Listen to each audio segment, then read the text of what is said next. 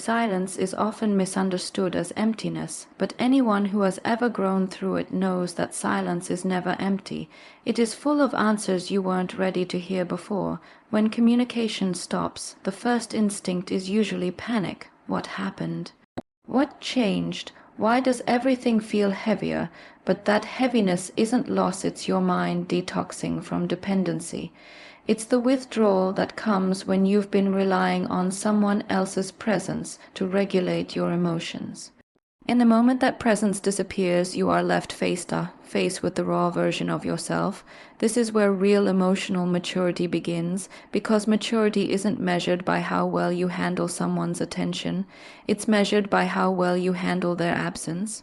When the noise fades, when the routine breaks, when the predictable disappears, you meet the version of yourself that you've been avoiding through constant communication. You begin to notice your patterns, your insecurities, your need for validation, your unspoken fears. Silence exposes all of it not to punish you, but to prepare you.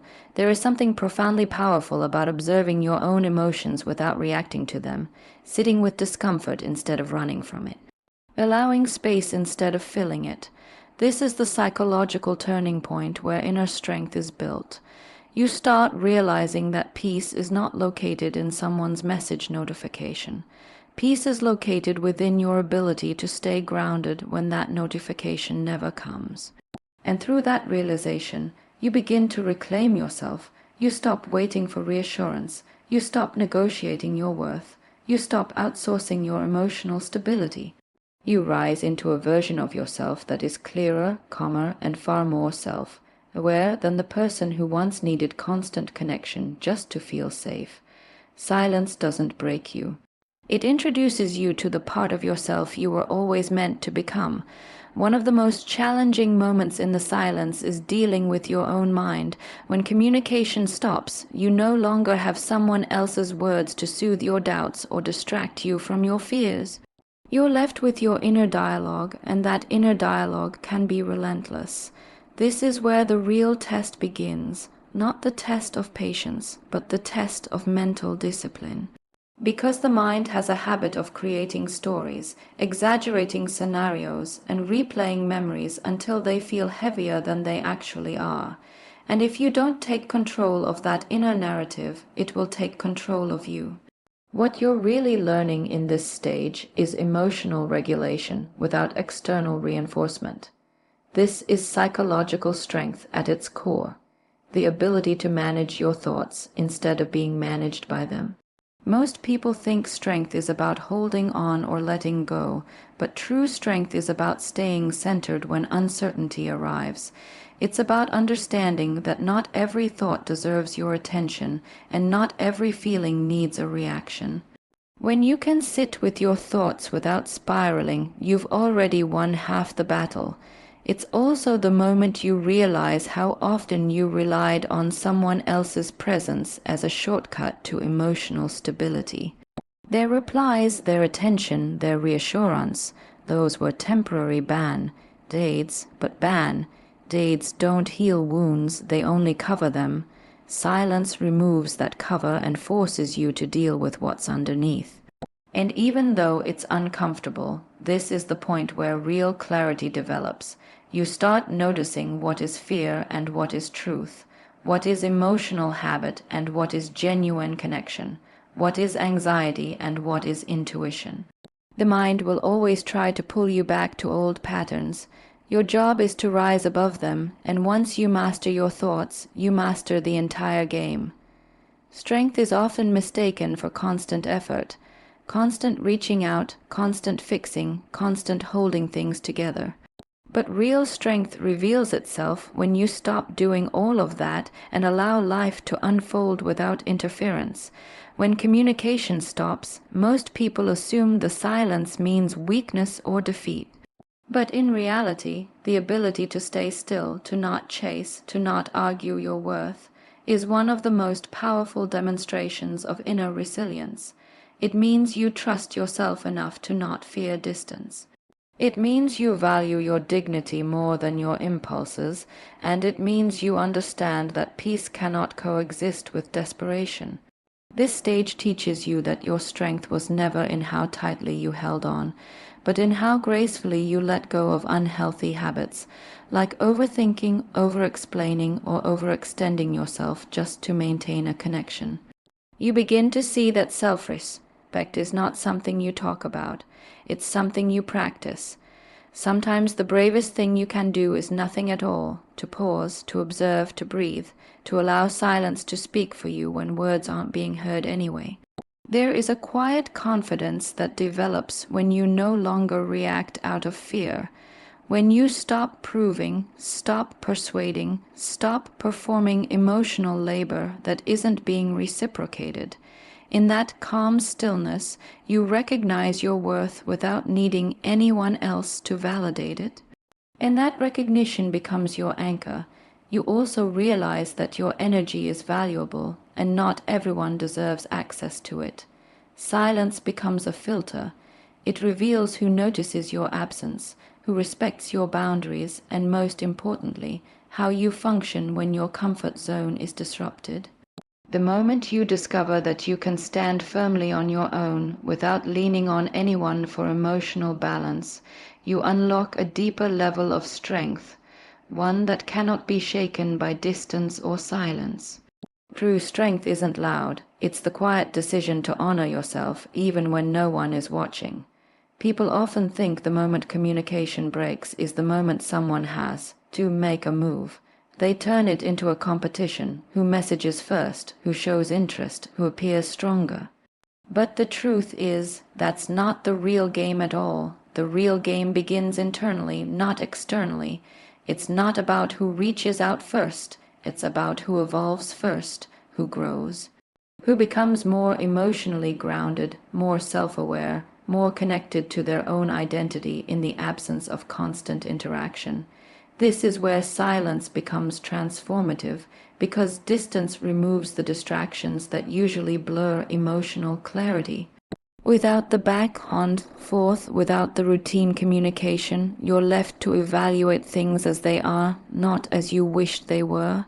You start recognizing the difference between attachment and compatibility, between emotional habit and genuine alignment. And in that recognition, you begin to rise. You develop emotional independence, not to prove anything to anyone, but because life demands it. No relationship can thrive if your stability depends on someone else's presence. When both people step back, the dynamic resets itself, patterns break, roles shift, and the truth becomes visible. You learn how you behave when you're no longer trying to maintain an image. You learn what parts of the connection were healthy and what parts were merely filling a void. This is where emotional maturity is tested, not in how loudly you fight for something, but in how honestly you assess it when everything turns quiet. And the beautiful part is this: growth changes everything. When you evolve in the silence, you don't return to the situation as the same person who left it. You come back with clarity, boundaries, and a deeper understanding of what you truly deserve. Because the real game is never about who breaks the silence, it's about who breaks their old patterns and becomes wiser because of it. One of the most enlightening lessons distance teaches you is the true value of your own peace. When contact stops, the emotional noise finally settles, and you begin to see which parts of the connection nourished you and which parts drained you without you even realizing it. Sometimes the absence of someone doesn't create a void, it creates clarity. You start noticing how much energy you were investing in trying to keep things balanced, how often you ignored your own needs just to maintain harmony, and how easily your peace was being disrupted by situations that were never aligned with your emotional well-being. This space gives you the chance to recalibrate, to ask yourself the questions you were too afraid to face when you were emotionally entangled. Was I growing or shrinking in that connection? Was I calm or constantly anxious?